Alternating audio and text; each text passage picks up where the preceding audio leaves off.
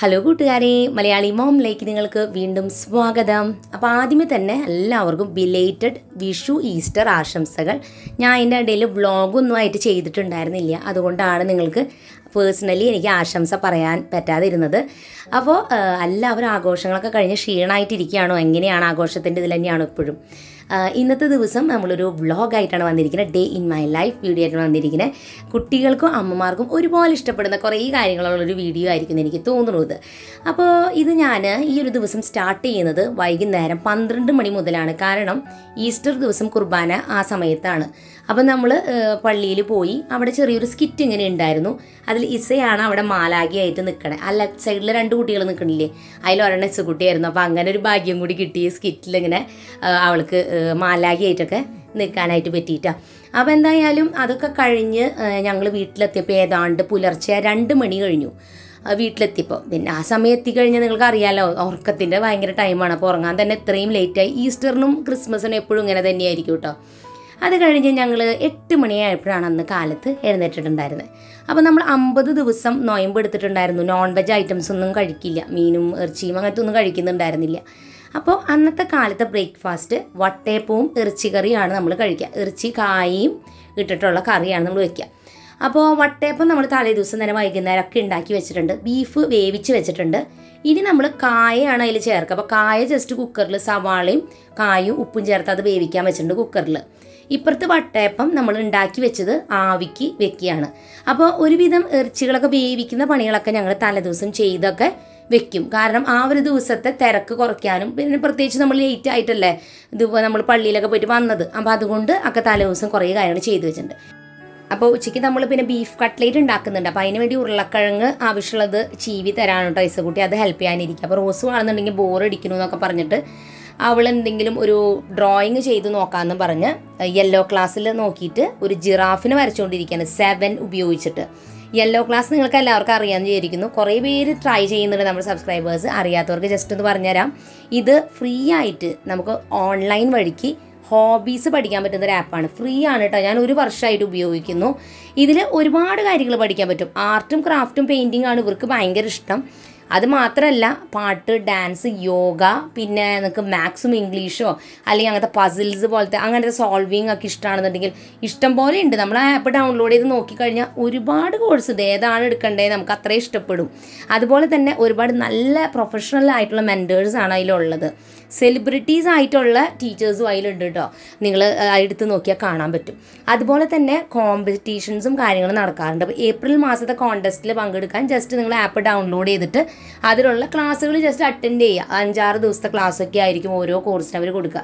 Attend ചെയ്ത് കഴിഞ്ഞാൽ തന്നെ നിങ്ങൾ ഈ കോൺടെസ്റ്റിൽ പങ്കെടുക്കാൻ പറ്റും. അപ്പോൾ അതുവഴിക്ക് നിങ്ങൾക്ക് സ്മാർട്ട് TV, അതുപോലെ തന്നെ യെല്ലോ ക്ലാസ്സിൻ്റെ ഗുഡീസ്, പിന്നെ സ്മാർട്ട് വാച്ചുകൾ എന്നിങ്ങനെയുള്ളതൊക്കെയാണ് പ്രൈസസ് ആയിട്ട് കിട്ടണേ. എനിക്കതിൽ ഏറ്റവും ഇഷ്ടപ്പെട്ടൊരു കാര്യം എന്താണെന്ന് വെച്ചാൽ ഫ്രീ ആയിട്ട് ഇത്രയും നല്ല നല്ല ക്ലാസ്സുകൾ കിട്ടുകയെന്ന് വെച്ചാൽ അതൊരു വലിയ കാര്യമാണ്. പിന്നെ അവർക്ക് നേരം പോകണതേ അറിയില്ല. അപ്പോൾ എനിക്കും വളരെ ഇഷ്ടമാണ് ഇതിൽ നോക്കി ഓരോ പുതിയ പുതിയ കാര്യമൊക്കെ പഠിക്കാനുണ്ട്. അപ്പോൾ ഞാൻ എന്തായാലും ഞങ്ങളുടെ പണികളിലോട്ട് തിരിച്ചു പോട്ടെ. ഈസക്കുട്ടി ഓൾറെഡി 4 ഉരുളക്കിഴങ്ങ് നമ്മൾ എടുത്തിട്ടുണ്ടായിരുന്നു. അതെല്ലാം ചീവി ഇങ്ങനെ എടുത്തിട്ടുണ്ട് കേട്ടോ. വേവിച്ച ഉരുളക്കിഴങ്ങ് ഇങ്ങനെ ചെയ്തെടുക്കുമ്പോൾ കട്ട്ലേറ്റിൽ നല്ലതായിട്ട് മിക്സ് ആയിട്ട് അത് വരും കേട്ടോ.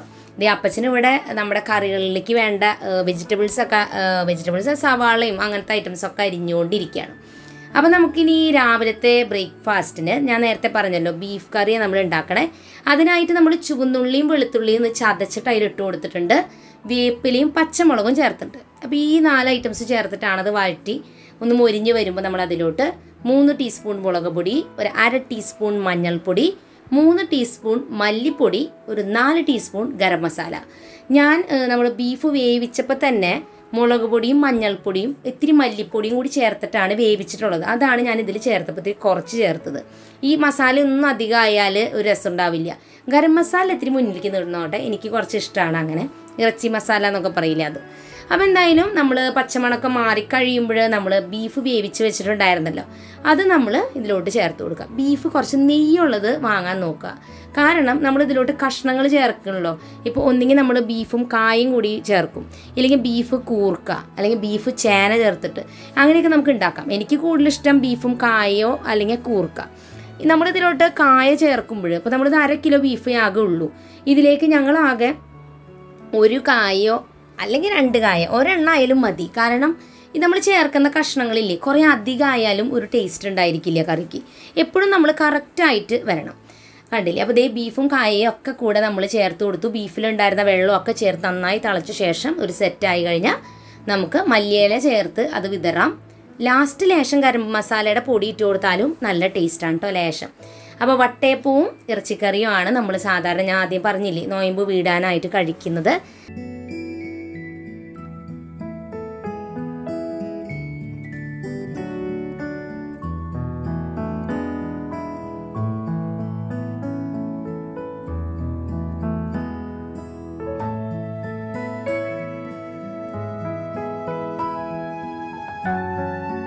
അപ്പോൾ എന്തായാലും രാവിലത്തെ ബ്രേക്ക്ഫാസ്റ്റ് നല്ല ബെസ്റ്റ് കോമ്പിനേഷൻ ആട്ടോ ഈ പറഞ്ഞ വട്ടയപ്പവും ഇറച്ചി കറിയും. തൃശ്ശൂർ സൈഡിലുള്ളവർക്ക് എല്ലാവർക്കും അറിയാം എന്ന് ഞാൻ വിചാരിക്കുന്നു. ഇനി ബാക്കി നിങ്ങളുടെ അവിടെയൊക്കെ എങ്ങനെയാണെന്ന് എൻ്റെ അടുത്ത് പറയണം. ഇങ്ങനെ തന്നെയാണെങ്കിൽ ഓക്കെ കേട്ടോ. അപ്പോൾ ഇനി നെക്സ്റ്റ് നമ്മൾ ഉണ്ടാക്കാൻ പോണത് ഈ പ്രാവശ്യം കുറച്ച് വ്യത്യാസമായിട്ട്, സാധാരണ നമ്മൾ ചിക്കനും ബീഫും മീൻ കറി അങ്ങനെയൊക്കെയാണ് ഉണ്ടാക്കാറുള്ളത്. ഈ പ്രാവശ്യം നമ്മൾ കുറച്ച് മട്ടൻ വാങ്ങിയിട്ടുണ്ട്. അപ്പോൾ മട്ടൻ ഉപയോഗിച്ചൊരു മട്ടൻ റോസ്റ്റ് എന്നൊക്കെ പറയാം, അല്ലെങ്കിൽ പാലൊഴിച്ചിട്ടുള്ളൊരു മട്ടൻ കറിയാണ് നമ്മൾ ഉണ്ടാക്കുന്നത്. അപ്പോൾ അതിനായിട്ട് വെളിച്ചെണ്ണ ആദ്യം ഒഴിച്ചു കൊടുക്കുക ആവശ്യത്തിന്. പിന്നെ അതിലേക്ക് നമ്മൾ വലിയ 2 സവാള ചോപ്പ് ചെയ്തതും വെളുത്തുള്ളി, ഇഞ്ചി, പച്ചമുളക്, ഇത് മെയിൻ ഇൻഗ്രീഡിയൻ്റ് ആണല്ലോ നോൺ വെജ് ഐറ്റംസിൽ. അപ്പോൾ അത് ചേർത്ത് കൊടുത്തു. നന്നായിട്ട് അല്ലാതൊന്ന് വഴറ്റിയെടുക്കുക കേട്ടോ. വഴറ്റിയെടുത്ത ശേഷം നമ്മളിതിലേക്ക് പൊടികൾ ചേർത്ത് കൊടുക്കുക. ഇത് നമ്മൾ സാധാരണ ഉണ്ടാക്കുന്ന ചിക്കൻ കറിയിലെ പോലെയൊക്കെ തന്നെയാണ്, വലിയ വ്യത്യാസമൊന്നുമില്ല. നമ്മൾ ഇതിലേക്ക് മുളക് പൊടി ഒരു 3-3.5 ടീസ്പൂണോളം ചേർത്ത് കൊടുക്കുക. മഞ്ഞൾപ്പൊടി ഒരു 1/2 ടീസ്പൂൺ, ഗരം മസാല 3-4 ടീസ്പൂൺ, മല്ലിപ്പൊടിയും 3 ടീസ്പൂൺ അങ്ങനെ ചേർത്ത് കൊടുക്കുക. അപ്പോൾ നമ്മൾ മട്ടൻ ഏതാണ്ട് 1 കിലോ മട്ടനുള്ള കറിയാണ് നമ്മൾ വെക്കുന്നത്. ഇനി ഞാൻ നേരത്തെ ബീഫ് വേവിച്ച് വെച്ച പോലെ തന്നെ മട്ടനും നമ്മൾ തലേദിവസം തന്നെ വേവിച്ച് വെച്ചിട്ടുണ്ട്. മഞ്ഞൾപ്പൊടിയും മുളക് പൊടിയും ഉപ്പും ചേർത്ത് വേവിച്ച് ഓൾറെഡി വെച്ചിട്ടുണ്ട്. അപ്പോൾ അതുകൊണ്ട് നമ്മൾ ഇതിൽ ചേർക്കുമ്പോൾ നോക്കിയിട്ട് ചേർക്കുക. നമ്മൾ ഈ മസാലപ്പൊടികളൊക്കെ ചേർക്കണതില്ലേ, നമ്മളിങ്ങനെ ഉണ്ടാക്കി വരുമ്പോൾ തനിയെ പഠിക്കും. കുക്കിംഗ് അറിയാത്തവരോടെ ഞാൻ പറയണ, അറിയുന്നവർക്ക് ഓക്കെ കേട്ടോ. ഇനി അതിലേക്ക് ഒരു വലിയ തക്കാളി അല്ലെങ്കിൽ 2 ചെറിയ തക്കാളി ചേർത്ത് കൊടുത്ത് വഴറ്റി അത് ഇതാക്കേണ്ട കാര്യമൊന്നുമില്ല. അത് ചേർത്തിട്ട് അതോടുകൂടി തന്നെ നമ്മൾ മട്ടൻ അതിലേക്ക് ചേർത്ത് കൊടുക്കുക. നമ്മൾ ഓൾറെഡി മട്ടണിൽ നമ്മൾ വേവിക്കാൻ വേണ്ടിയിട്ട് എടുത്തപ്പോൾ തന്നെ വെള്ളം അതിലുണ്ടായിരുന്നു, നല്ല നെയ്യും ഉണ്ടായിരുന്നു. അപ്പോൾ അതുകൊണ്ട് തന്നെ ഇനി നമ്മളതിലോട്ട് ഉരുളക്കിഴങ്ങ് വേവിക്കാനായിട്ട്, അപ്പോൾ ആ വെള്ളം കൂടി അതിലിരുന്നോട്ടെ. എന്നിട്ട് ഉരുളക്കിഴങ്ങ് 2 വലുത് ചോപ്പ് ചെയ്ത് അതിലേക്ക് ചേർത്ത് കൊടുത്തു. ആ പാത്രത്തിന് ചെറുതായിരുന്നു കേട്ടോ, അപ്പോൾ ഞാൻ അത് മാറ്റി വലിയ ഉരുളി എടുത്തു കൊണ്ടുവച്ചു. ഇനി നമ്മളതിലേക്ക് തേങ്ങ അരച്ചിട്ടെടുത്ത 2ാം പാൽ ഒഴിച്ചു കൊടുത്തു. ഇതൊക്കെ നമ്മൾക്ക് ഈ ഒരു കറി ചാറോടുകൂടി വേണമെന്നുണ്ടെങ്കിൽ നിങ്ങൾക്ക് അങ്ങനെ വെക്കാം. ഇതിൻ്റെ അളവ്, വെള്ളത്തിൻ്റെയും തേങ്ങാപ്പാലിൻ്റെ അളവ് നമ്മുടെ ഇഷ്ടത്തിന് ചേർക്കാം. അപ്പോൾ ഉരുളക്കിഴങ്ങ് വേവിച്ച് ചേർക്കാത്തതുകൊണ്ട് തന്നെ ഞങ്ങൾ ഈ വെള്ളം ഇതിങ്ങനെ ഇത്രയും വെള്ളത്തിൽ തന്നെയാണ് നമ്മൾ ഇത് ഫുള്ള് ഉണ്ടാക്കിക്കൊണ്ടിരിക്കുന്നത്. ഇതിന് തിളച്ച് ദേ കണ്ട ഈ ഒരു രൂപത്തിലേക്ക് ആവും. നന്നായിട്ടൊക്കെ വെറ്റിയിട്ട് ഇതിലേക്ക് നമ്മൾ നല്ല കട്ടിയുള്ള തേങ്ങാപ്പാൽ ഞങ്ങൾ 1 കപ്പ് ചേർത്ത് കൊടുത്തു. 1 കപ്പ് ചേർക്കണ ക്ലിപ്പ് എനിക്ക് കിട്ടിയിട്ടില്ല കേട്ടോ. ചേർത്ത് കൊടുത്തത് ഇങ്ങനെ ആക്കിയിട്ട് ഒന്ന് നന്നായി ചൂടായി വരുമ്പോൾ ഈ ഒരു പാകത്തിലാണ് ഞങ്ങൾ എടുത്തിട്ടുള്ളത്. അത് കഴിഞ്ഞ് കുറച്ച് വെളിച്ചെണ്ണയിൽ ചുവന്നുള്ളി നന്നായിട്ട് ഒന്ന് മൊരിയിച്ചെടുത്തിട്ട് അതും കൂടി ഇതിൻ്റെ മുകളിൽ ഇട്ട് കൊടുത്തു. അപ്പോൾ ഇങ്ങനെയാണ് ഈ ഒരു നല്ല കുഴമ്പ് രൂപത്തിലാണ് നമ്മൾ എടുത്തിരിക്കുന്നത്. കാരണം നമ്മൾ ഓൾറെഡി മീൻ കറി ഉണ്ടാക്കി വെച്ചിട്ടുണ്ട്. അപ്പോൾ പിന്നെ ചാറ് കറി വേണ്ട. നല്ല ടേസ്റ്റിയാണ്. പ്രത്യേകിച്ച് ആ തേങ്ങാപ്പാലിൻ്റെ ടേസ്റ്റ് ആ കറിക്ക് ഒരു പ്രത്യേക ടേസ്റ്റ് കൊടുക്കുന്നതാണ്. അപ്പോൾ അത് കഴിഞ്ഞ് ലാസ്റ്റിൽ നിങ്ങൾക്ക് കുറച്ച് മല്ലിയിലയും കൂടി ചേർത്ത് കൊടുക്കുക. അപ്പോൾ ഞാൻ കറി ഏതായാലും ഈ കറി നല്ല ചൂടോടെ കഴിക്കണം കേട്ടോ. അത് ഏത് നോൺ വെജ് ഐറ്റംസ് ആയാലും എനിക്ക് ചൂടോടെ കഴിക്കുന്നതാണ് എനിക്കിഷ്ടം. ഇനി എൻ്റെ ഫേവറേറ്റ്, ഞാൻ എപ്പോഴും ഉണ്ടാക്കണതിൽ എനിക്ക് എപ്പോഴും നല്ലൊരു കോൺഫിഡൻസ് തോന്നുന്ന ഒരു ഐറ്റമാണ് കട്ട്ലേറ്റ് ഉണ്ടാക്കുക എന്ന് പറയുന്നത്. എനിക്ക് ഭയങ്കര ഇഷ്ടമാണ് കട്ട്ലേറ്റ്. ബീഫ് കട്ട്ലേറ്റ് ആണ് ഉണ്ടാക്കണേ. അപ്പോൾ ഞാൻ എൻ്റെ പ്രിപ്പറേഷൻ മുൻപൊരു വീഡിയോയിൽ ചെയ്തിട്ടുണ്ട് എങ്ങനെയാണ് ഞാൻ ഉണ്ടാക്കണേന്നൊക്കെ. അതുകൊണ്ട് ഇതിൽ ഡീറ്റെയിൽ ആയിട്ട് ഞാൻ പറയുന്നില്ല. ബീഫ് ഞാൻ ഓൾറെഡി തലേദിവസം തന്നെ വേവിച്ച് അത് മിക്സിയിലൊക്കെ അടിച്ച് മൊരിച്ചൊക്കെ വെച്ചിട്ടുണ്ടായിരുന്നു. പിന്നെ അതിൻ്റെ കൂടെ ഉരുളക്കിഴങ്ങ് ചേർത്ത് ഇത് മിക്സ് ചെയ്യുന്നുള്ളൂ. 1-2 ടിപ്സ് പറഞ്ഞു തരാനുള്ളത്, ഉരുളക്കിഴങ്ങ് നല്ല വേവിച്ചിട്ട് നമ്മൾ ആ ചോപ്പറിൽ ഇങ്ങനെ ചീവി കൊടുക്കുകയാണെന്നുണ്ടെങ്കിൽ ഉരുളക്കിഴങ്ങ് നന്നായിട്ട് ചെറുതായി കിട്ടും, നന്നായി മിക്സായി കിട്ടും, അത് ഹെൽപ്പ് ചെയ്യും. പിന്നെ ഇതിലോട്ട് ഒരു പീസ് ബ്രെഡും കൂടി നമ്മൾ നനച്ച് ചേർത്ത് കൊടുത്താൽ എല്ലാം കൂടി നല്ല ബൈൻഡിങ് ആയിട്ട് കിട്ടും. ഇനി കട്ട്ലേറ്റ് നമുക്ക് ഉണ്ടാക്കുമ്പോൾ ചെറിയ അച്ച് പോലത്തെ പാത്രം ഇതിലൊക്കെ വെച്ചിട്ട് നമുക്ക് ഉണ്ടാക്കാം. എനിക്ക് കൂടുതൽ ഇഷ്ടം കൈ കൊണ്ട് തന്നെ ഷേപ്പ് ചെയ്ത് ഉണ്ടാക്കുന്നതാണ്. കാരണം അച്ച് വെച്ച് നമ്മൾ ഉണ്ടാക്കുമ്പോൾ അത്യാവശ്യം നല്ല വലുപ്പവും കട്ടിയും വരും, വലിയതായിരിക്കും ഭയങ്കര. അപ്പോൾ എനിക്കാണെന്നുണ്ടെങ്കിൽ കുഞ്ഞു കുഞ്ഞ് കുറച്ചെണ്ണമായിട്ട് കഴിക്കണതാണ് എനിക്കിഷ്ടം. പിന്നെ കുട്ടികളായാലും വല്ലാതെ വലുപ്പത്തിലെടുക്കുമ്പോൾ അവർ ഒരെണ്ണമൊക്കെ കഴിക്കുമ്പോൾ ചിലപ്പോൾ പറയാൻ പറ്റില്ല, കുഞ്ഞിതാകുമ്പോൾ അവർ 1-2 കഴിക്കും. അപ്പോൾ എന്തായാലും കട്ട്ലേറ്റ് എല്ലാം ഞാൻ ആവശ്യത്തിനുള്ളത് മാത്രം ഇതിപ്പോൾ ഇങ്ങനെ എടുത്തിട്ടുണ്ട്. ആ ഒരു പാത്രത്തിൽ 2 കോഴിമുട്ട നമ്മൾ ബീറ്റ് ചെയ്ത് വെച്ചിട്ടുണ്ട്. പിന്നെ ഞാൻ ബ്രെഡ് ഉപയോഗിച്ചിട്ടാണ് നമ്മൾ കോട്ടിങ് കൊടുക്കുന്നത്. ബ്രെഡ് മിക്സിയിൽ പൊടിച്ച് വെച്ചിട്ടുണ്ട്. 4 ബ്രെഡാണ് നമ്മൾ പൊടിച്ചെടുത്തിരിക്കുന്നത്. ഇതൊരു 15-16 കട്ട്ലേറ്റ് ഉണ്ടായി എൻ്റെ ഓർമ്മ. അപ്പോൾ എന്തായാലും നമ്മൾ ആദ്യം തന്നെ കോഴിമുട്ടയുടെ ആ ഒരു മിക്സിൽ വെച്ചിട്ട് ഇട്ടിട്ട് പിന്നെ നമ്മൾ ബ്രെഡിൻ്റെ മിക്സിൽ മുക്കി നമ്മൾ ഫ്രൈ ചെയ്യാം. നമ്മൾ ബ്രെഡിൻ്റെ ആ ഒരു പൊടിയിൽ ഇത്തിരി ഉപ്പിട്ട് കൊടുക്കണം. കോഴിമുട്ട നമ്മൾ ബീറ്റ് ചെയ്തെടുത്തില്ലേ അതിലും ഇത്തിരി ഉപ്പും കുരുമുളകും ഇട്ട് കൊടുക്കുക. ഓയിൽ ഒന്ന് മീഡിയം ആയിട്ട് നല്ല ചൂടായി കഴിയുമ്പോൾ നമ്മൾ ഫ്രൈ ചെയ്തിട്ട് കൊടുക്കുക. ഭയങ്കര ഹൈ ഫ്ലെയിമും വെക്കരുത്, ഭയങ്കര ലോ വെക്കരുത്. നമ്മൾ തീ കുറച്ച് വെച്ചാൽ എണ്ണ കുടിച്ച് ഇതാവും. തീ കൂട്ടി വെച്ചാൽ ഈ കോട്ടിങ് ഒക്കെ പാടെ കരിഞ്ഞു പോവും. അത് പ്രത്യേകം ശ്രദ്ധിക്കുക. അപ്പോൾ എന്തായാലും കട്ട്ലേറ്റ്സ് എല്ലാം തന്നെ നമുക്ക് ഒരു പാത്രം, അത്യാവശ്യം വലിയ പാത്രം എടുക്കുകയാണെന്നുണ്ടെങ്കിൽ പെട്ടെന്ന് തന്നെ ഒരു ട്രിപ്പിൽ കഴിയും. ഓയിൽ കൂടുതൽ വേണ്ടി വരും. ഇനി നമ്മൾ പതുക്കെ മറിച്ചിട്ട് അത് വേവിക്കുക. ഓൾറെഡി എല്ലാം വെന്തിട്ടുള്ളതാണ്. നമുക്ക് ആ ബ്രെഡിൻ്റെ അത് നല്ല ക്രിസ്പി ആയിട്ട് കിട്ടിയാൽ മാത്രം മതി. ഇനി കട്ട്ലേറ്റ് ഫ്രൈ ചെയ്യുമ്പോഴത്തുള്ള വേറൊരു ടിപ്പ് എന്ന് വെച്ചാൽ നിങ്ങൾക്ക് ഡബിൾ കോട്ടിങ് ചെയ്യാൻ വേണമെങ്കിൽ, അതായത് ഒരു വട്ടം കോട്ട് ചെയ്തിട്ട് ഒന്നും കൂടി നമ്മൾ എഗ്ഗിൻ്റെ മിക്സിൽ മുക്കിയിട്ട് ഒന്നും കൂടി ബ്രെഡ് ക്രംസ് അല്ലെങ്കിൽ ബ്രെഡ് ആയാലും നിങ്ങൾക്ക് കോട്ട് ചെയ്തെടുക്കാം. ബ്രെഡ് ക്രംസ് യൂസ് ചെയ്യാം, റസ്ക് പൊടി യൂസ് ചെയ്യാം, എന്തും ചെയ്യാം കേട്ടോ. അത് മിക്സ് ചെയ്തിട്ട് ഫ്രൈ ചെയ്താലും ഡബിൾ കോട്ടിങ് വരുമ്പോൾ ഒരു പ്രത്യേക ടേസ്റ്റാണ്. പക്ഷേ കട്ട്ലേറ്റിൻ്റെ വലുപ്പം ഭയങ്കര കൂടും. അപ്പോൾ നിങ്ങൾ വേണമെങ്കിൽ കുറച്ചുകൂടി ചെറുതാക്കിയിട്ട് വേണമെങ്കിൽ ഉണ്ടാക്കിയെടുക്കാം.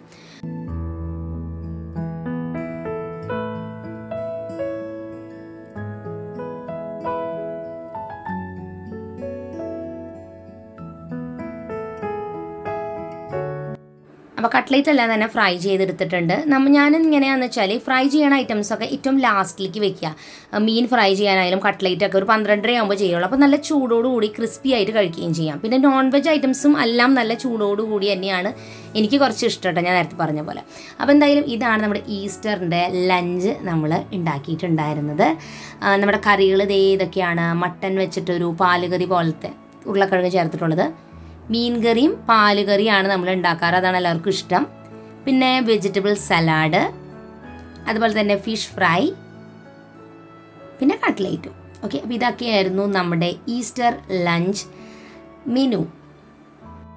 അപ്പോൾ സാധാരണ ഞാൻ ഒരു ആഘോഷങ്ങൾ വരുമ്പോഴും ഇങ്ങനെ പിടിക്കാനോ വീഡിയോ ഷൂട്ട് ചെയ്യാനുള്ള ഒരു ഇത് തന്നെ എനിക്ക് കിട്ടാറില്ല. പക്ഷെ അന്ന് എന്തോ എനിക്കൊരിത് കൊണ്ട് എനിക്ക് കുറച്ച് കാര്യങ്ങളൊക്കെ നിങ്ങളായിട്ട് ഒന്ന് ഷെയർ ചെയ്യാൻ പറ്റും. അപ്പോൾ 2 പേരും ഞങ്ങളിനി ഉറങ്ങാനായിട്ട് വന്ന് കിടന്നിരിക്കുകയാണ്. കാരണം തലേദിവസത്തെ ആ ഉറക്കക്ഷീണം ഇങ്ങനെ നിൽക്കുന്നതുകൊണ്ട് തന്നെ ഒരു ടയേർഡ് ഫീല്. അപ്പോൾ ഇത് നിങ്ങൾക്ക് എല്ലാവർക്കും അറിയാമെന്ന് വിചാരിക്കുന്നത് യൂണിക്കോൺ ആണ്. ഇവരുടെ കയ്യിൽ ഈ ഒരു യൂണിക്കോണിൻ്റെ പാവ ഇതുവരെ ഉണ്ടായിരുന്നില്ല. ഭയങ്കര ഇഷ്ടമാണല്ലോ എല്ലാവർക്കും. 2 പേർക്കും കൂടി ഒരെണ്ണത്തിന് വാങ്ങിയിരിക്കുകയാണ് കേട്ടോ. അപ്പോൾ നിങ്ങളെല്ലാവരും റിക്വസ്റ്റ് ചെയ്യുന്നുണ്ട് ഇസയുടെയും റോസുവിൻ്റെ റൂം യൂണിക്കോൺ തീമിൽ ഡെക്കറേറ്റ് ചെയ്യാൻ. ഞാൻ മുൻപ് ഒരു ഡെക്കറേഷൻ ചെയ്തിട്ടുണ്ട്, എന്നാലും പിന്നെയും എല്ലാവരും ചോദിക്കുന്നുണ്ട്. അപ്പോൾ നമുക്ക് വഴിയെ ആ ഒരു വീഡിയോ വരും കേട്ടോ. അപ്പോൾ ഇത് ഇവർക്ക് ഞാനൊരു കുഞ്ഞ് ഗിഫ്റ്റ് മേടിച്ചു കൊടുത്താണ് 2 പേർക്കും കൂടിയിട്ട്. അപ്പോൾ 2 പേരും അതിനെ കെട്ടിപ്പിടിച്ച് ഉറങ്ങി ഞങ്ങൾ കുറച്ച് നേരം. അത് കഴിഞ്ഞ് ഞങ്ങൾ ഒരു 5 മണിയായപ്പോഴേ എഴുന്നേറ്റ് ചായയൊക്കെ കുടിച്ച് കഴിഞ്ഞ് വന്നിട്ട് എന്നോട് ഇസയും റോസും അവരുടെ കുറേ ബാർബി ഇങ്ങനത്തെ പാവക്കുട്ടികളൊക്കെ ഉണ്ട്, അവർക്ക് കുറച്ച് നല്ല ഡ്രസ്സുകളൊക്കെ ഉണ്ടാക്കി തരാൻ പറഞ്ഞു. അപ്പോൾ ആദ്യം ഞാൻ ഈ ഒരു പാവയ്ക്ക് ഒരു സാരിയാണ് തയ്ച്ചു കൊടുക്കണേ. അപ്പോൾ അതിനായിട്ട് ഞാൻ പാവയുടെ അളവൊന്നും എടുത്തു. വയറിൻ്റെ അവിടെ നിന്ന് കാലിൻ്റെ താഴ്ഭാഗം വരെ സാരിയുടെ ഒരു മെഷർമെൻറ്റ് വേണ്ടേ. അപ്പോൾ ജസ്റ്റ് ഇതേ അളവെടുത്തിട്ട് ഞാൻ ഒരു സാരി ഉണ്ടാക്കിയെടുക്കാൻ പോവാണ്. അപ്പോൾ ഇവരുടെ കയ്യിൽ ഡോളുകളൊക്കെ കുറേ നാളായിട്ട് വാങ്ങിയിട്ടുള്ളതാണ്. കുറേ നാളായിട്ട് ഇവർ ഡോളുകളൊന്നും എടുക്കലൊന്നുമില്ല. പിന്നെ റോസ് കുഞ്ഞിതായിരുന്നു. അപ്പോൾ ഈ ഡോളുകളുടെ കൈയും കാലൊക്കെ പൊട്ടിച്ച് കളഞ്ഞിട്ടും അവൾക്കൊന്നും അറിയില്ലല്ലോ, അങ്ങനെയൊക്കെ കേടാക്കിയൊക്കെ വെച്ചിരിക്കുന്നതാണ്. അപ്പോൾ ഞാൻ ആ ഡോളുകളൊക്കെ കുറേ റിപ്പയറൊക്കെ ആക്കി അപ്പോൾ അവർക്ക് കുറച്ച് നല്ല ഉടുപ്പുകളൊക്കെ തയ്ച്ചു കൊടുക്കാമെന്ന് വിചാരിച്ചു. ഉടുപ്പുകളൊക്കെ കേടായി. അപ്പോൾ സാരി ഞാൻ ഏതാണ്ട് ഡോളിൻ്റെ അളവിന് അത്യാവശ്യം ഒരു നീളത്തിൽ കട്ട് ചെയ്ത് എടുത്തിട്ടുണ്ട്. അപ്പോൾ അതേ ഈ ഒരു രീതിയിൽ ഡോളിൻ്റെ ആവശ്യത്തിനനുസരിച്ച് നമ്മളൊന്ന് വെച്ച് നോക്കാം എന്തോരം വേണം, എന്നിട്ട് നീളം കട്ട് ചെയ്യാം. ഇനി ഞാൻ ഒരു ബ്ലൗസ് തയ്ച്ചു കൊടുക്കാൻ പോവാണ്. തയ്ക്കല്ല, ജസ്റ്റ് കൈ കൊണ്ട് തന്നെ വെറുതെ ഉണ്ടാക്കിയെടുക്കണുള്ളൂ. നമ്മൾ സാധാരണ കൈമൊക്കെ മുറിവ് പറ്റുമ്പോൾ ഇങ്ങനെ തുണി വെച്ച് കെട്ടില്ലേ, അതേപോലത്തെ ഒരു ബ്ലൗസാണ്, വേറെ ഒന്നുമില്ല. ചെറിയൊരു പീസ് തുണി എടുത്തിട്ട് ഞാൻ കുറച്ച് കട്ട് ചെയ്തിട്ട് ഇതുപോലെ 2 കൂടി കൂട്ടി കെട്ടി ഇതുപോലെ ആക്കിയെടുക്കുകയാണ്. അപ്പോൾ തുന്നിയിട്ട് വേണമെങ്കിൽ നിങ്ങൾക്ക് ചെയ്യാം, അല്ലെങ്കിൽ പശ ഒട്ടിച്ചിട്ടൊക്കെ ചെയ്യാം. ഞാൻ എന്തായാലും ഈസി പണിയാണ് ചെയ്തിട്ടുള്ളൂ. അങ്ങനെ നമ്മുടെ ബ്ലൗസ് റെഡി ആയിട്ടുണ്ട്. ഇതൊരു സ്ലീവ്ലെസ് ബ്ലൗസ് ആയിട്ടാണ് നമ്മൾ തയ്ച്ചിരിക്കുന്നത്. ഇനി തയ്ക്കല്ല ഉണ്ടാക്കിയിരിക്കുന്നത്. ഇനി ഇതുപോലത്തെ തന്നെ നമുക്ക് സ്ലീവുള്ള വേറൊരു ബ്ലൗസ് ഞാൻ ഉണ്ടാക്കി കാണിച്ചു തരാം കേട്ടോ. അപ്പോൾ ഒരു മാല, ഒരു മാച്ചിങ്ങിന് വേണ്ടിയിട്ട് ഈ ഗ്ലിറ്റർ ടേപ്പ് ഉണ്ടല്ലോ, അത് ജസ്റ്റ് കഴുത്തിൽ ഇങ്ങനെ വെച്ച് കൊടുത്തു കേട്ടോ. ഇനി നമുക്ക് സാരി ഉടുപ്പിക്കാം. അതിനായിട്ട് ജസ്റ്റ് ഒരു ചുറ്റി കൊടുത്തു. എന്നിട്ട് നമ്മൾ ഞെറി എടുക്കില്ലേ, സാരിയുടെ ഞെറിയൊക്കെ അമ്മമാർ എടുക്കുന്ന കണ്ടിട്ടുള്ളവർക്ക് ഇത് ചെയ്യാൻ പറ്റും, സാരി ഉടുക്കുന്ന കണ്ടിട്ടുണ്ടെങ്കിൽ. അപ്പോൾ ഒരു വട്ടം ചുറ്റിയ ശേഷം നമ്മളിങ്ങനെ ഫ്ലീറ്റുകൾ ഇങ്ങനെ പിടിച്ചു കൊടുക്കുക. ഇതിന് ഏറ്റവും നല്ല മെറ്റീരിയൽ കോട്ടൻ്റെ തുണി എടുക്കണതാവും. ഇനി നിങ്ങൾ കുറച്ച് പൊന്തി നിൽക്കുന്ന തുണിയാണെന്നുണ്ടെങ്കിൽ അയൺ ചെയ്തിട്ട് പിന്നെ നിങ്ങൾ ഫ്ലീറ്റൊക്കെ നല്ല തേച്ചെടുക്കേണ്ടി വരും കേട്ടോ. അപ്പോൾ കോട്ടൺ തുണി എടുത്താൽ മതി. ഇനി ഞാൻ ആ ഫ്ലീറ്റ്സ് ഇങ്ങനെ എടുത്തിട്ട് പിൻ ചെയ്ത് വെച്ചു, അത് സേഫ്റ്റി പിൻ വെച്ചോ അല്ലെങ്കിൽ മുട്ട് സൂചി വെച്ചോ. അത് കഴിഞ്ഞിട്ട് അതിൻ്റെ മുകളിൽ ഞാൻ റബ്ബർ ബാൻഡ് ഇങ്ങനത്തെ ഇട്ട് കൊടുത്തു, അല്ലെങ്കിൽ ആ ഫ്ലീറ്റ് താഴെ കിടക്കില്ലേ. അപ്പോൾ അതുകൊണ്ട് മുടിയുമ കെട്ടുന്ന റബ്ബർ ബാൻഡ് ഇടാം, പക്ഷെ അത് ഭയങ്കര വലുതായിരിക്കില്ല. അപ്പോൾ ഇങ്ങനത്തെ വെറുതെ റബ്ബർ ബാൻഡ് ചെറുത് ഇട്ട് കൊടുക്കുക കേട്ടോ, മുകളിൽ കൂടെ നമ്മൾ ഫ്ലീറ്റ് എടുത്തതിൻ്റെ മുകളിൽ കൂടെ. ഇനി നമ്മൾ മേത്തേക്ക് വെക്കുന്ന ഫ്ലീറ്റ് ഉണ്ടല്ലോ, അതും കൂടി ഇതുപോലെ ഫ്ലീറ്റ്സ് എടുത്തിട്ട് നമ്മൾ അതും ഒരു സേഫ്റ്റി പിൻ ഉപയോഗിച്ച് പാവക്കുട്ടിയുടെ ബ്ലൗസുമ്മയ്ക്ക് നമ്മൾ പിൻ ചെയ്ത് കൊടുക്കുക. അപ്പോൾ അങ്ങനെ അത് ഞാൻ അങ്ങനെ ഇങ്ങനെയൊക്കെ വെച്ച് കുറച്ച് നേരമൊക്കെ വെക്കേണ്ടി വരും, കാരണം പാവക്കുട്ടിയല്ലേ. അപ്പോൾ അതുകൊണ്ട് കുറച്ച് ചില സമയത്ത് ബുദ്ധിമുട്ടുണ്ടാവും. അപ്പോൾ അതൊക്കെ എടുത്തു കഴിഞ്ഞാൽ നമ്മുടെ ഡോളുടെ സാരി ഏതാണ്ട് സെറ്റായിട്ടുണ്ട്. ഇനി സാരിക്ക് കുറച്ചും കൂടി എക്സ്ട്രാ സ്റ്റൈലൊക്കെ കൊടുക്കണമെങ്കിൽ നമുക്ക് ഇതുപോലെ എന്തെങ്കിലും ഒരു ബെൽറ്റ് പോലെയൊക്കെ പുതിയ മോഡൽ സാരിക്ക് ബെൽറ്റ് ഉണ്ട്, അതൊക്കെ കൊടുക്കണമെങ്കിൽ അത് കൊടുക്കാം ഗ്ലിറ്റർ ടേപ്പ് ഉപയോഗിച്ചിട്ട്. പിന്നെ ബ്ലൗസുമ്മ വേറെ ഡീറ്റെയിലിംഗ് കൊടുക്കണമെങ്കിൽ അത് കൊടുക്കാം. കൈമ വള വേണമെങ്കിൽ, ചെരുപ്പ് വേണമെങ്കിൽ, ഇതൊക്കെ നമുക്ക് ഈ ഗ്ലിറ്റർ ടേപ്പ് ഉപയോഗിച്ചിട്ട് ചെയ്യാം കേട്ടോ. ഈ ഗ്ലിറ്റർ ടേപ്പ് വാങ്ങി പിന്നെ ഞാൻ അധികം ഉപയോഗിച്ചിട്ടില്ല, എന്തായാലും ഇതിന് നല്ല ഉപകാരമായി.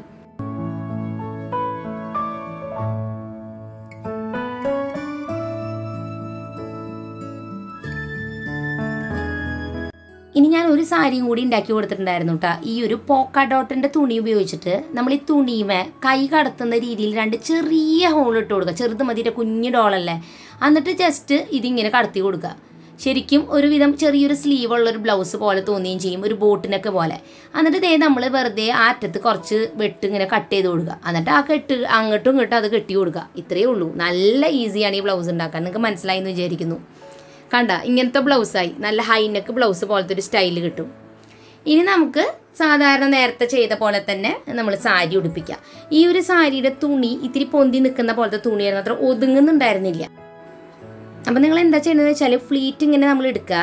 ഫ്ലീറ്റ് എടുത്തിട്ട് നമ്മളതൊരു സേഫ്റ്റി പിൻ വെച്ച് കുത്തി വെച്ചിട്ട് നമ്മളത് അയൺ ചെയ്യുക. അതുപോലെ ബോഡിയും നമ്മൾ സാധാരണ സാരി ഇങ്ങനെ സെറ്റ് ചെയ്ത് വെക്കില്ലേ, തലേദിവസമൊക്കെ വേണമെങ്കിൽ ഇങ്ങനെ ഫ്ലീറ്റ് എടുത്ത് വെക്കില്ലേ, അതേപോലെ തന്നെ പാവക്കുട്ടിക്കും സെറ്റ് ചെയ്ത് കൊടുക്കണം, അത്രയേ ഉള്ളൂ. അപ്പോൾ ഞാൻ അയൺ ചെയ്തെടുത്ത ശേഷം ഇത് പിൻ ചെയ്ത് സെറ്റ് ചെയ്തിട്ട് സാരി പാവേനെ ഉടുപ്പിച്ചപ്പോൾ നല്ല പെർഫെക്റ്റ് ആയിട്ട് നല്ല ഭംഗിയായിട്ട് വന്നു. അപ്പോൾ ബ്ലൗസൊക്കെ കറക്റ്റായിട്ട് വേണം, എന്നാൽ മാത്രമേ നമുക്ക് പിന്നൊക്കെ കുത്തി ഉറപ്പിക്കാൻ പറ്റുള്ളൂ. അതുപോലെ തന്നെ നമ്മളുടെ ഫ്ലീറ്റ് കൊടുത്ത ശേഷം ഒരു റബ്ബർ ബാൻഡും ഇട്ട് കൊടുത്താലാണ് അത് പെർഫെക്റ്റ് ആയിട്ട് അവിടെ ഇരിക്കുള്ളൂ. പിന്നെ ഇങ്ങനത്തെ ഡോളൊക്കെ കളിക്കണമെങ്കിലില്ലേ, ഒരു 1ാം ക്ലാസ്സൊക്കെ ആയാലാണ് കുറച്ചും കൂടി കുട്ടികൾക്ക് അത് മനസ്സിലാക്കാനായിട്ട് പറ്റുള്ളൂ. തീരെ കുഞ്ഞു കുട്ടികൾക്ക് ഡോള് വാങ്ങി കൊടുത്താൽ ആ കയ്യും പൊട്ടിച്ച് കളയും, ഡ്രസ്സും മാറ്റി കളയും, അങ്ങനെയൊന്നും അവർക്ക് അറിയില്ല. ഞാൻ എൻ്റെ മക്കൾക്ക് മുൻപേ മേടിച്ചു കൊടുത്തു. അപ്പോൾ അവർക്ക് അതൊന്നും മനസ്സിലാവാതെ അവരത് കേടാക്കി. ആദ്യം ഇപ്പോൾ അവർക്ക് ഭയങ്കര വിഷമാട്ടോ അതൊക്കെ കേടാക്കിയത് ഓർത്തിട്ട്. അപ്പോൾ എന്തായാലും നമ്മുടെ സുന്ദരിയായിട്ടുള്ള, എനിക്ക് ഈ സാരി നല്ല അടിപൊളിയായിട്ട് ഇഷ്ടമായിട്ട്, നല്ല പോക്കാട്ടോട്ട് നല്ല കളർഫുള്ളും. ഞങ്ങളങ്ങനെ സാരി ഉണ്ടാക്കി ഞാനൊരു 7 മണി വരെ അവിടെ ഉണ്ടായിരുന്ന പാവക്കുട്ടികൾക്ക് ഡ്രസ്സ് ഉണ്ടാക്കലും അതൊക്കെ ചെയ്ത് ഞാൻ അങ്ങനെ ഇരുന്നു. അത് കഴിഞ്ഞ് ഫ്രഷ് ആയിട്ട് വന്നിട്ട് പിന്നെ അവർ രണ്ടുപേരും പാവകൾ ഫുൾ സാരി എടുത്ത കാരണം അവരും സാരി എടുത്ത് പിന്നെ കുറേ കളിയും കാര്യങ്ങളൊക്കെ ആയിട്ടായിരുന്നു അന്നത്തെ ദിവസം. പിന്നെ ഞങ്ങൾ ഡിന്നറൊക്കെ കഴിച്ച് TV ഒക്കെ കണ്ട് കിടന്ന് ഉറങ്ങി. അപ്പോൾ ഇതൊക്കെയായിരുന്നു ഞങ്ങളുടെ ഈ ഒരു ഡേ ഇൻ മൈ ലൈഫിൽ ഉണ്ടായിട്ടുണ്ടായിരുന്നത്. അപ്പോൾ ഇന്നത്തെ വീഡിയോ നിങ്ങൾക്ക് എല്ലാവർക്കും ഇഷ്ടപ്പെട്ടു എന്ന് ഞാൻ വിചാരിക്കുന്നു. എന്താണ് നിങ്ങൾക്ക് ഈ വീഡിയോയിൽ ഏറ്റവും കൂടുതൽ ഇഷ്ടപ്പെട്ടതെന്ന് മറക്കാതെ പറയണം. എനിക്ക് ഏറ്റവും ഇഷ്ടപ്പെട്ടത് പാവക്കുട്ടികൾക്ക് ഡ്രസ്സ് ഉണ്ടാക്കി കൊടുത്തതാട്ടാ. അതുപോലെ തന്നെ യെല്ലോ ക്ലാസ് നിങ്ങൾക്ക് തീർച്ചയായിട്ടും ഇഷ്ടപ്പെടും. അപ്പോൾ നിങ്ങൾ ഡിസ്ക്രിപ്ഷൻ ലിങ്ക് കൊടുത്തിട്ട് അത് ക്ലിക്ക് ചെയ്ത് ഒരു വട്ടമെങ്കിലും അതിലൊരു ക്ലാസ് അറ്റൻഡ് ചെയ്ത് ട്രൈ ചെയ്ത് നോക്കാം കേട്ടോ. അപ്പോൾ പുതിയൊരു നല്ല വീഡിയോ ആയിട്ട് വരുന്നത് വരെ എൻ്റെ എല്ലാ കൂട്ടുകാർക്കും ബൈ ബൈ.